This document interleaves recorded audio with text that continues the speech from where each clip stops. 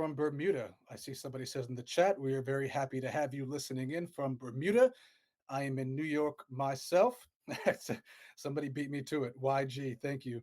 Jonathan of New York. I am doing well. Thank you, everybody, for asking.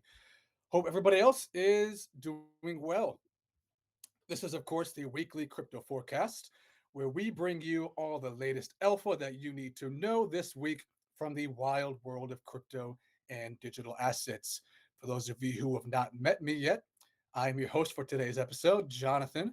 And with me, as always, is my lovely co host, Alice. How are you doing today, Alice? Hello, I'm doing really well. I mean, it's always good to come back from a weekend and being refreshed, and let alone it was a public holiday for me on Friday, so I had a long weekend. Oh, nice. I hope you enjoyed your time off and didn't spend too much time obsessing over the crypto news and the charts and the technicals. Yeah, I always do that. You know, I cannot switch off from the market, but I'm very happy to see everything coming back up again. So, yeah, not bad. Definitely, I'm sure everybody is. We've got 103 people listening so far. Shout out to all 103 of you. To make sure that you never miss an episode of this show, Weekly Crypto Forecast, be sure to download the CoinMarketCap app and turn on your notifications to be alerted.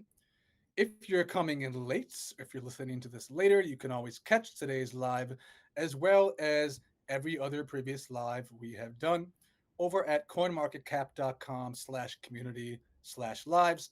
And the weekly crypto forecast is also made available on your favorite podcast platforms, including Spotify and Apple Podcasts. So you don't really have any excuse for missing the show or for not listening to the entire show if you happen to come in late. So I think we've got a good number of people here now, 150. As more people filter in, Alice, can you give us just a brief overview of what the macro conditions of the market are looking like? Yeah, sure. Let's look at some data points, shall we? As we speak, the total crypto market cap is at 3.89 trillion USD. That is up slightly for the past 24 hours. And as I stated at the beginning, the market is turning positive for us at the moment. Trade volume is at 122.9 billion USD. That is on the relatively moderate volume side. And the CMC Crypto Fair and Grade Index right now is printing me a 42 neutral. So we are just getting into the yellow zone, the neutral zone. The market is recovering after a long time of side reactions. Altcoin season index though is coming back up at 52 out of 100. So we are trending towards an altcoin season, and some of the main drivers are going to be the top leading performance that we're going to talk a little bit about today: MYX, M token, OKB, Pangui, Chrono, Athena, etc. We've all seen very good traction recently. And coming back to this, the price for BTC right now, we have finally broke up above 112K. So right now it's 112,668 USD. That is up 3.07% for the past 7 days. Ether has seen a slight decline. Ethereum is at 4,358 USD. That is down slightly 1% for the past 7 days. Ether did go as high as 4.5K, but then dropped back down for us. And if we look at the top 100 crypto projects on CoinMarketCap homepage, you can see majority of them had a positive past 7 days performance, averaging something between 5 to 6%. So that is generally the setup for us in the market at the moment. I don't see many bearish barriers there for us. I think definitely what we saw on the macro side last week, last Friday, when the non-farm payroll data, the NFP, was out, that definitely showed the market is now pricing in something between like a 72 bips of rate cut for the rest of the year. So if we do get that rate cut in September, on the 16th of September for the Fed decisions, we could potentially see the market getting an injection of liquidities and risk on assets such as crypto benefiting from this rate cut. Yeah, I mean, it seems like looking at the markets in Bitcoin, it's I'm glad to see that it's trading up closer to that 12K mark that you mentioned, because it's been sort of a, I don't know, maybe it's just my opinion, but somewhat of an uneventful week in terms of price action, especially coming off of a rather exciting last several weeks where we had Bitcoin make a new all-time high, we had Ethereum make a new all-time high, you had BNB make a new all-time high. It just, yeah, it seems like people are still kind of in this wait and see moment for these Fed rate cut decisions and whether or not liquidity is going to be coming back into the market. But happy to see Bitcoin seeing at least a little bit of a bump, and I will be going into that a little bit later in the technical analysis section. So definitely stay until the end there so that you can get some of that alpha.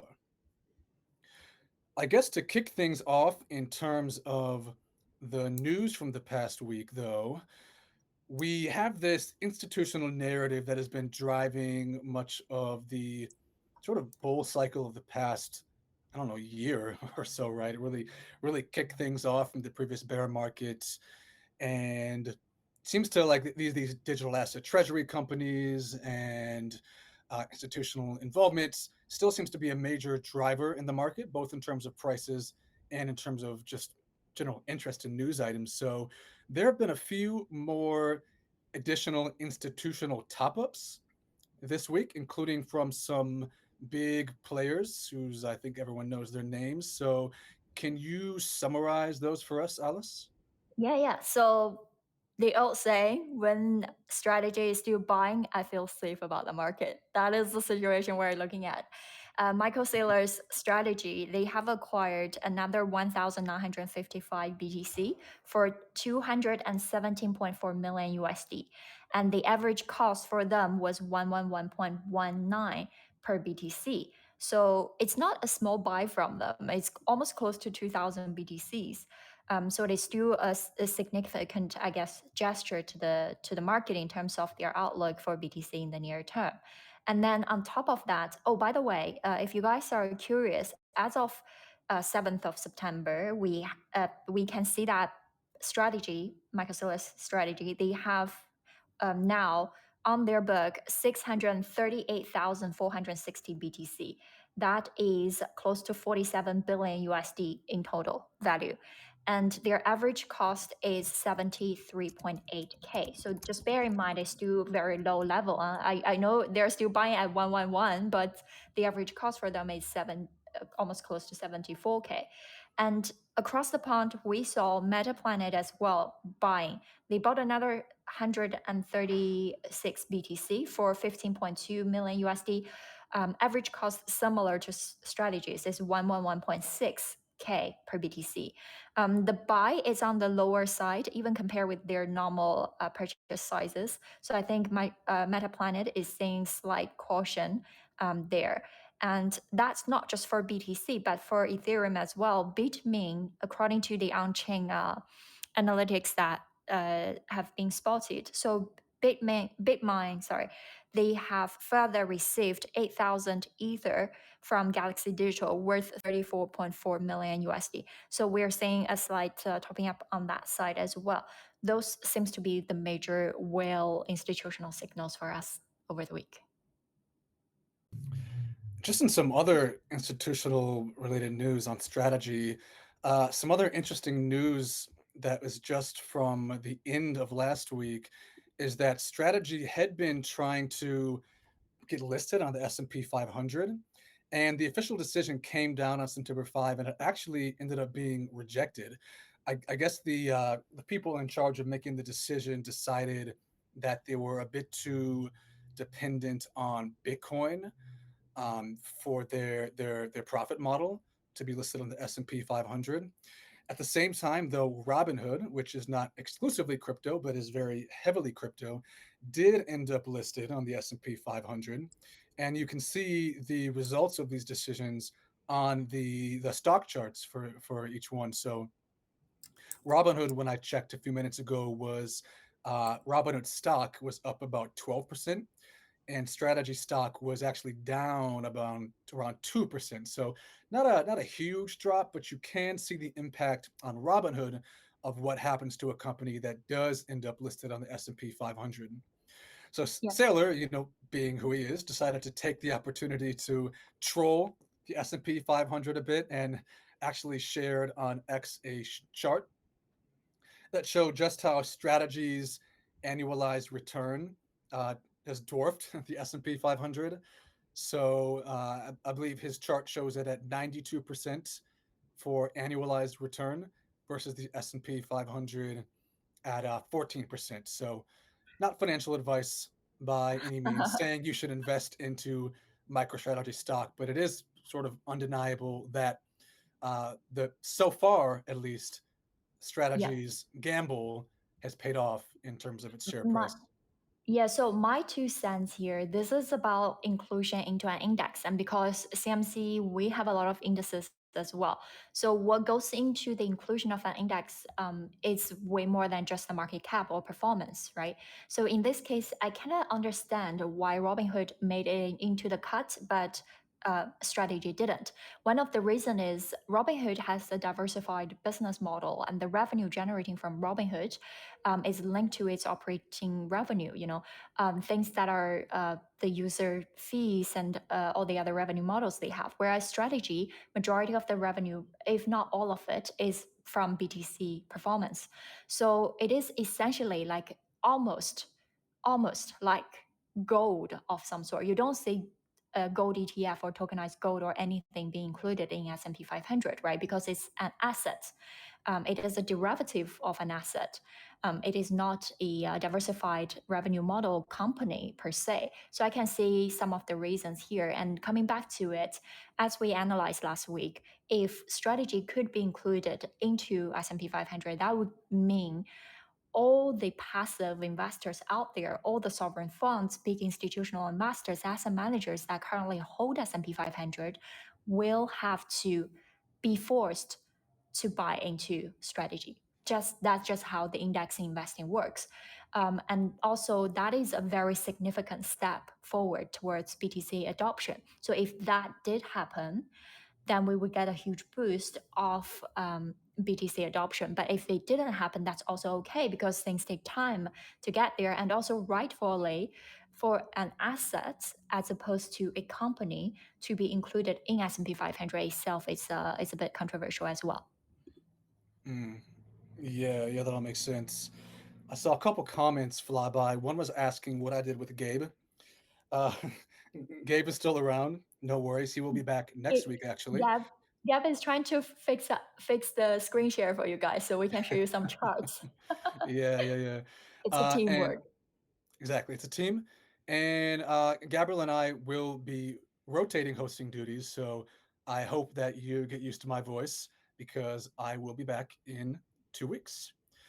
Another comment I saw was asking for some actionable insight and info that we can share. So I think that's actually quite a nice transition into our next a next topic here on the an upcoming token generation event. So there's this protocol called Aster. It's a decentralized exchange with a particular focus on perpetual futures contracts, also known as perps.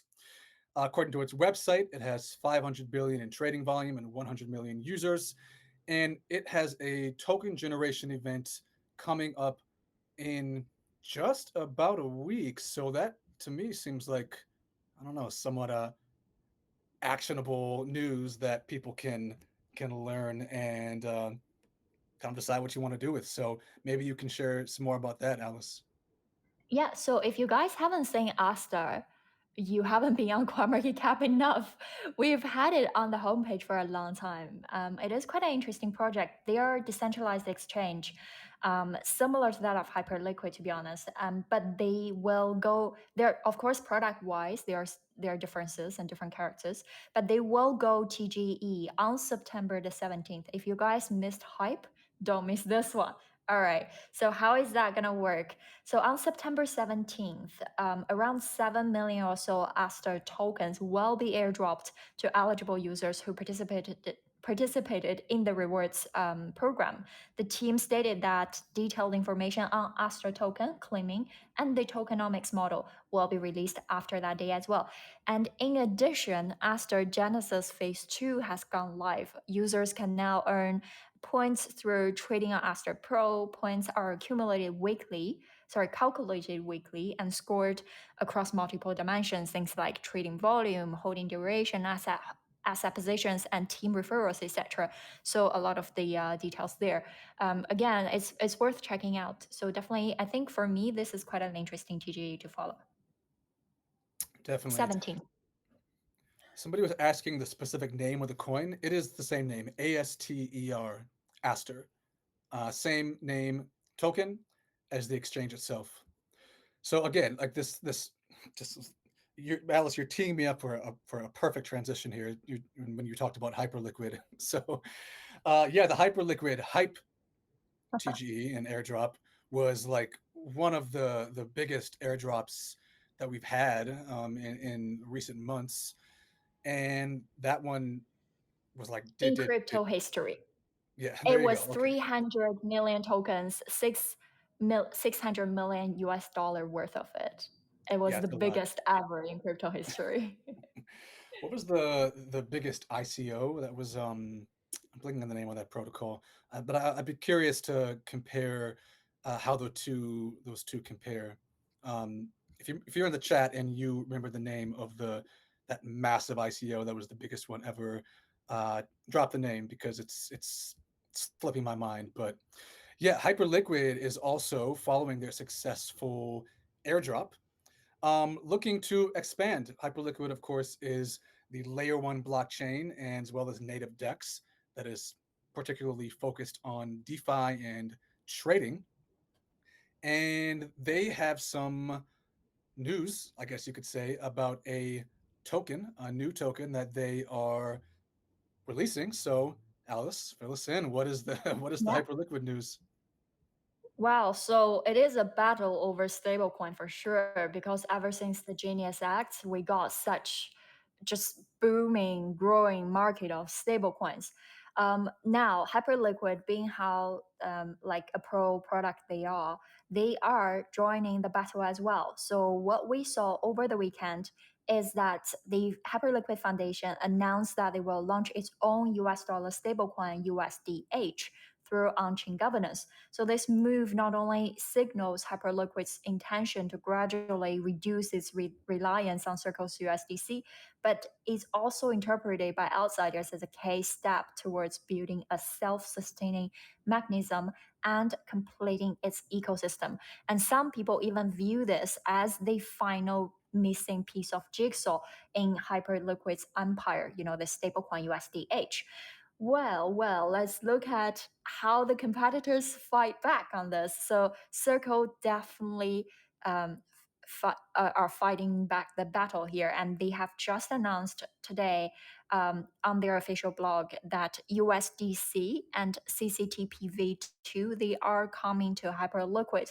So the native USDC and CCTPV2 will be deployed on the Hyperliquid blockchain, enabling deposits and withdrawals of USDC within not just Hypercore and Hyper EVM applications. Users will be able to access institutional grade on-off ramp through Circle Mint, while developers can leverage CCTP v2 to enable secure cross-chain transfers of USDC between Hyperliquid and other supported blockchains as well.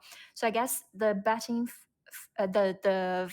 fighting of the battle here is to take advantage of that existing USDC market share and adoption and the multi-chain character and competing that in the Hyperliquid ecosystem. So yeah, this is very interesting, Jonathan. I'm gonna keep my eyes on this and see how this battle plays out. The USDH, which is Hyperliquid's native token, stablecoin, versus that of USDC on Hyper EVM and Hypercore. Let's see how the battle goes. Definitely, definitely. And it seems like there is this sort of gap in terms of like native decentralized stablecoins. And I guess they'll be potentially, like you said, um, working. I guess they I don't think they've announced yet who they will be working with to issue the stablecoin, but there is kind of this gap for non Circle and Tether stablecoins that multiple different issuers have been working to fill. So we've got, for example, USDE, like a Athena stablecoin, and it will be, like you said, very interesting just to see what happens with USDH and how the adoption looks and how it ends up performing and what sort of utility that it brings to the Hyperliquid network and blockchain, which of course is this dominant force. And it feels like if there is anywhere any sort of decentralized ecosystem where a stablecoin could potentially thrive and see some great success, it would be with Hyperliquid. Um, okay, I wanted to again looping back on one of these comments here. Somebody filled in my empty brain, and it was EOS that was the largest ICO ever. I forget, it was like some billion amount of tokens that were part of the ICO. Some like a truly insane number. So, speaking of also more actionable insights and actionable tools, one thing that CoinMarketCap has, if you have not experimented around with it yet, is this CMC AI tool where you can do various things. You can ask CoinMarketCap AI, like, why is the market up today? Why is the market down today? What are the trending narratives? And so I think we have, if we can get this to work, we're having some issues with the screen sharing. Um, we have a little bit of a showcase we want to do of how the feature works and how it can give you actionable sort of insight into what is driving specific price pumps. So um, if we're able to get the screen sharing to work, let us try that now if you're Yep. listening, Gab. Otherwise, I can try it on my end. So I see okay, that's kind of altcoin. We have been for the past while. And same with America sign up, let me see, for the past, yeah, one day, 24 hours, 1.6x already, past 7 days, 6.3x. So just be careful, it's quite high price at the moment. But I wanted to let you guys use this opportunity to explore the CMC AI tool a little bit.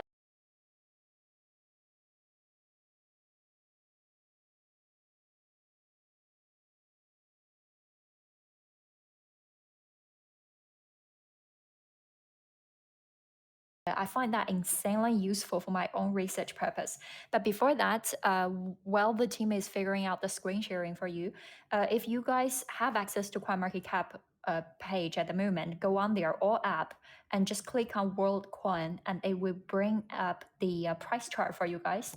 And then underneath it, there are some pre-populated questions.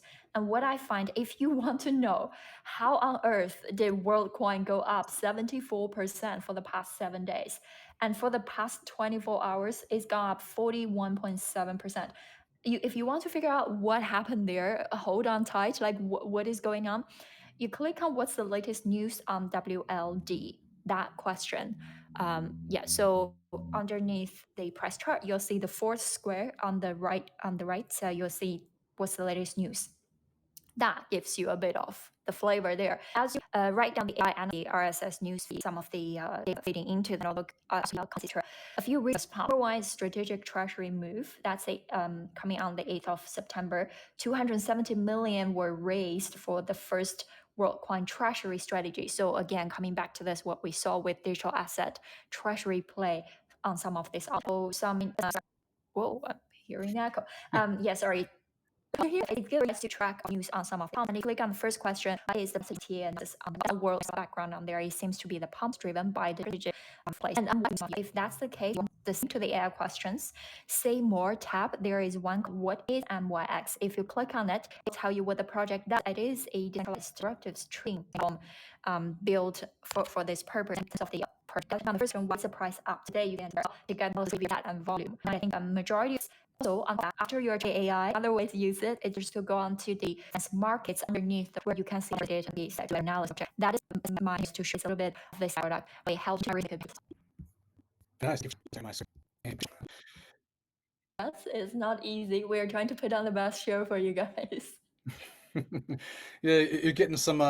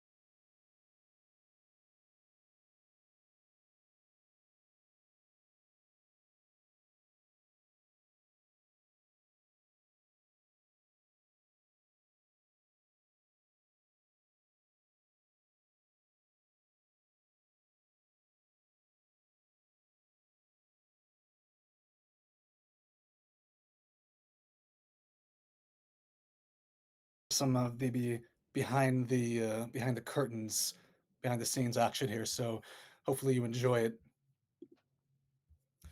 So yeah, we talked about Circle, we talked about Hyperliquid, stablecoins, the screen share.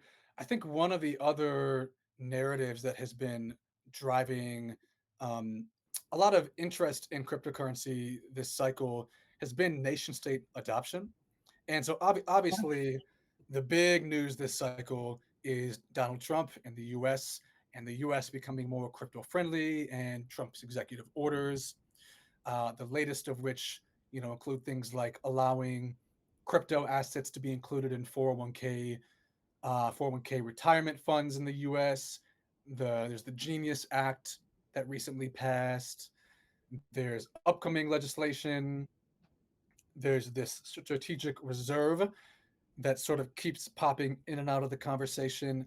And obviously, in previous years, it probably was El Salvador that everybody was talking about. But this cycle, there are a lot of new players that are coming into the space and sort of proposing, and in some cases, just straight up adopting digital assets. And one of the more recent ones is actually Kazakhstan, which may sound like maybe you wouldn't think of Kazakhstan as being sort of a crypto powerhouse if you don't follow the scene that closely or you haven't been around for a Wow. long time. No, But no. it's It's world's number three. yeah, I mean, Yeah, I don't know. Do we have many users right now chiming in from Kazakhstan? It is quite late for them, I think. I don't know what time it would be for them, but close to midnight potentially. So, yes, you're right, Jonathan. Kazakhstan, people don't realize it is currently ranked as number three in the world in terms of mining power BTC hash rates, right? So, US is still number one, 37%, China number two, 21%, Kazakhstan number three, 13%, followed by Canada. So given this importance of their role in in crypto nation, what's the news here? I spotted this. Kazakhstan's president proposed to establish a national digital asset fund to accumulate strategic cryptocurrency reserves. So, AKA what Trump said for the US, we potentially can see that coming out from Kazakhstan as well. According to Astana Times, Kazakhstan president emphasized the importance of attracting crypto capital into high-tech sector, so instructing the government and the national bank to design an investment plan worth up to 1 billion USD to promote technological development. He also proposed the creation of a national digital asset fund under the national bank's investment arm to help looking into the strategic cryptocurrency reserves. In addition, he also urged the development of new tools to inject bank liquidity into the economy and stressed the need for a new banking law. He further highlighted the need to accelerate the building of a comprehensive digital asset ecosystem in Kazakhstan. He referenced the launch of the digital Tanj, which has already been used by the National Fund for project financing. So it is good to see a more open attitude towards crypto, towards in this case, I think it's more likely to be BTC reserves, but 1 billion potentially additional USD injection into this for national sovereign adoption for us. I think when I hear news like this, Kazakhstan potentially adopting cryptocurrency and for a reserve and putting $1 billion worth of liquidity, or sorry, putting $1 billion into digital assets and purchases, to me, it just kind of symbolizes that this rocket ship that we're on is not slowing down. And wow, like if we zoom out from the charts, it's easy to be caught up in, Bitcoin dropping to 100K, going up to 150K, dropping down to 90K, like to get caught up in this window of price movement. And when you're in it, it feels crazy. Like if Bitcoin would have dropped 50% next week, it would feel like the end of the world to a lot of people, at least. But when you zoom out and you look at the macro picture from where Bitcoin started, from the white paper in 2008, or the first bull runs, even in the 2020 bull run, like this ship is just going up. It's on its way to space. It's on its way to the moon. And for me, I just find I have a hard time seeing what could really stop it at this point. Like there's going to be dips, there's going to be peaks, there's going to be valleys, but we're riding toward Valhalla, and I just don't see how we get off this ride at this point. Yeah, I agree. I think it's a great momentum, and especially I think given where we are in the market, in the next few months, we should have a great time. Hopefully, fingers crossed. Hopefully. Speaking of a great time, you were on TV today, Alice. What was that all about? How did that go? Oh yeah, it was real opportunity for me. So it was definitely very fun. It was with New York Stock Exchange live TV. That was because we were selected to talk about our CMC 20 index. And I feel so proud because it's like a baby that we created. I wanted to show you guys because it's so fun. So CMC 20 index, the team launched it on Tuesday last week. And the creation of that index is, you guys know, over 15 million tokens that exist today. And we really want to help find a way to filter all this noise. We do that, filter it down to 20 largest, most liquid cryptocurrencies. Really want to make this a credible core benchmark for crypto exposure, similar to that of SP 500 in equity or the Nasdaq 100 in tech. So that's the goal of us creating this index. It is a rule-based, transparent, and rebalanced monthly index. It's market cap weighted, similar to your S&P, and this really allows investors to get diversified exposure beyond just BTC and ETH and capture some of the growing trends in crypto across L1s, infrastructure, meme coins, DeFi leaders, all of those. So unlike traditional indices, we have CMC 100 as well, but CMC 20 will be more than just a reference index. The index is designed with tradability in mind and is designed to be accessible to retail users, composable in DeFi, and suitable for institutional strategies. So we're seeking some partnerships at the moment and potentially want to see if there are any a potential use of this index for you guys. So yeah, very proud, and yeah, it was very, very nice. Another thing, though, I don't know if you guys are interested or not, but I did got asked on the on TV to explain a little bit is our outlook for Q4. You guys know BTC is has seasonalities, and our market normally follows this flow, right? Everything sort of tank in August and September, but then things start to get back up again in October. So if we look across the past 10 years of historical performance on BTC, I think we are in for a good time because historically, BTC has been up 18.3% in October, 9.3% in November, and another 8% in December.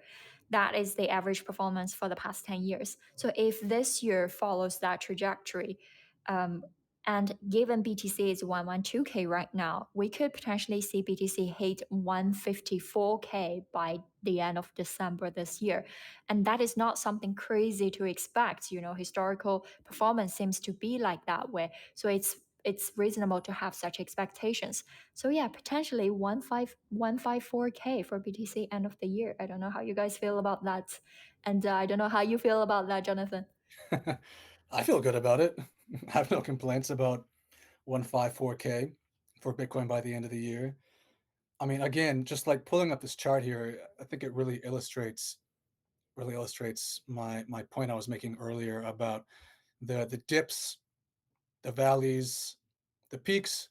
But if you compare this to where we are even just in 2020, I mean, this rocket ship is way up. And if Alice's prediction proves correct here, then we still have further to go this year. And I'm sure we would all we would all love to see that. Yeah, in the Any long term, yes. In the short term, I feel TA plays more of a factor here because it's all trading psychologies and market behavior. Well, you're just teeing me up the perfect transitions, Alice. So why don't we jump right into some of this TA then, which is actually basically what I want to focus on this week is the bullish versus the bearish predictions and what sort of supports each. So we're kind of at this. We've been trading in this range here. If I pull up the 7-day chart for Bitcoin, we've been trading in this range between roughly 109K and let's say 113K, and we've tested this resistance up here back in September 5th, and as you can clearly see, well, it didn't go very well. Didn't go very well for the bulls here. And we are right back on our way up. It's looking like to retest this resistance. We might even be doing it now. We'll see how this chart plays out for the rest of the day.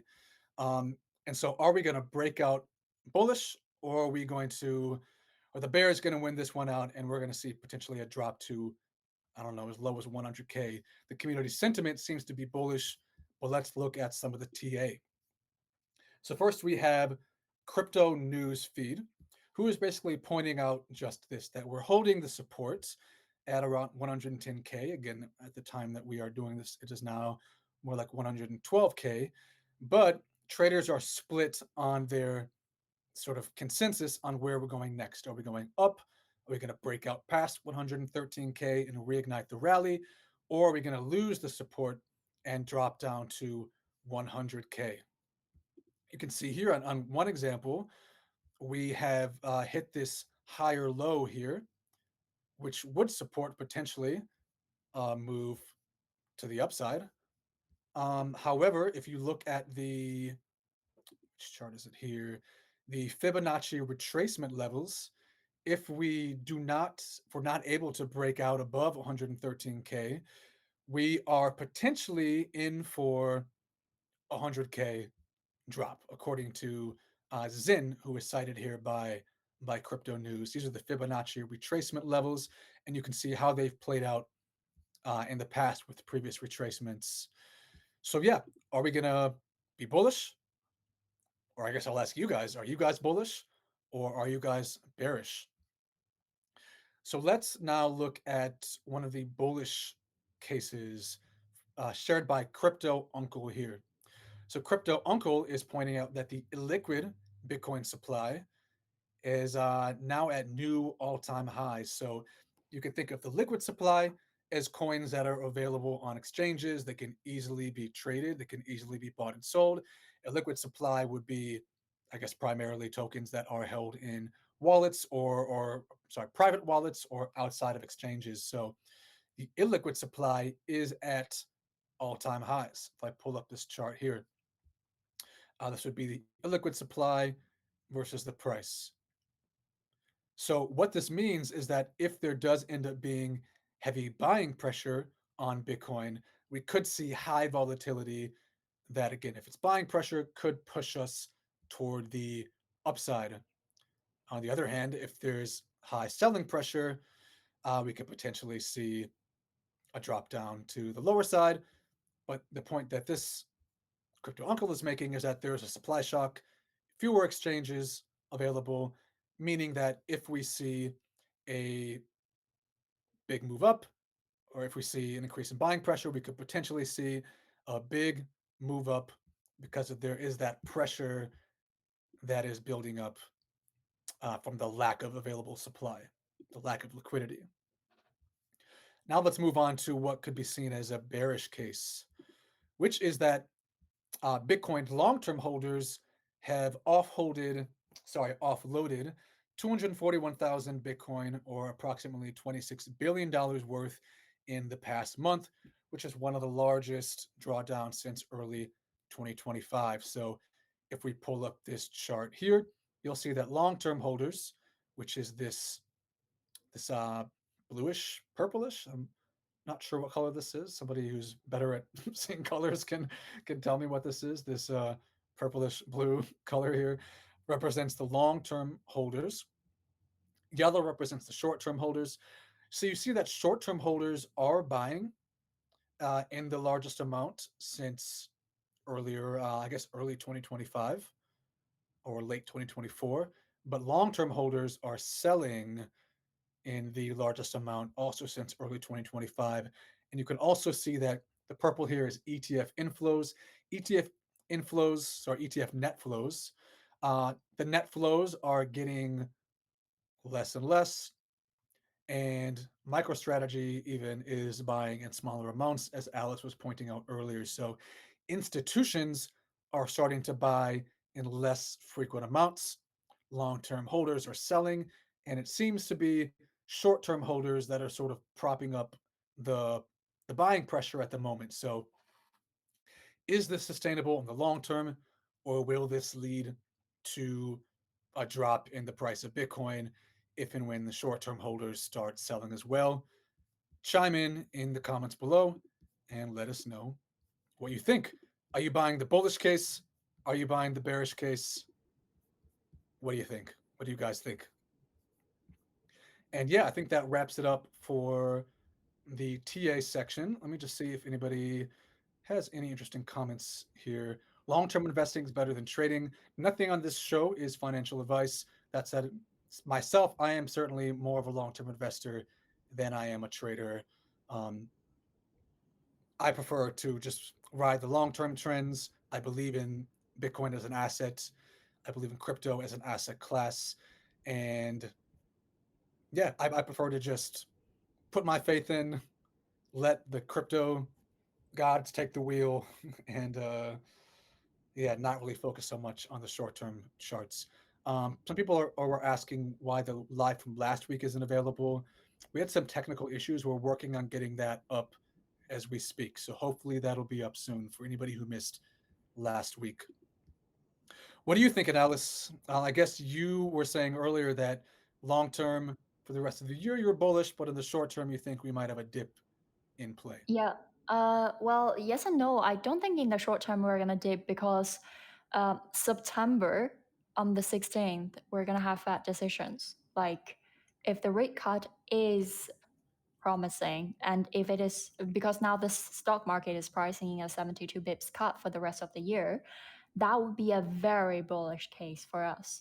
So even within the 3 to 7 day windows, I don't see anything bearish coming up. To be honest, I think we're gonna have a very bullish week. And for me personally, my own price target this week is 111 to 120 for BTC. That seems to be the thing. And I saw a quick comment asking about alt season. Alt season is happening, sir. It is 52 out of 100. It is in motion. I mean, we are saying, for example, last week we saw things dipped back a little bit. Alt season dropped down to the high 40s, but then it's coming back up to 52 again this week. What you are saying is Ethereum seems to be dropping a little bit, but the other alts are pumping. And if you look at some of the alts, they deliver quite significant results.